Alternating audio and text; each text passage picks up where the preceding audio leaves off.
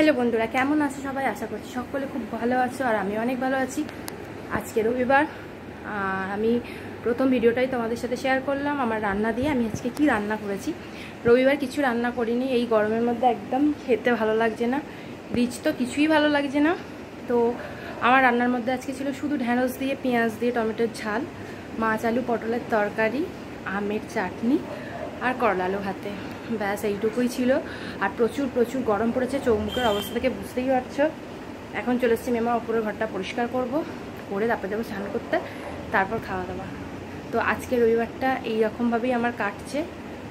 তো তোমাদেরও সবাই রবিবারটা ভালো কাটুক, এই গরমে সবাই ভালো থাকো, সুস্থ থাকো। আজকে ভিডিওটা এখানেই শেষ করছি, চলো টাটা।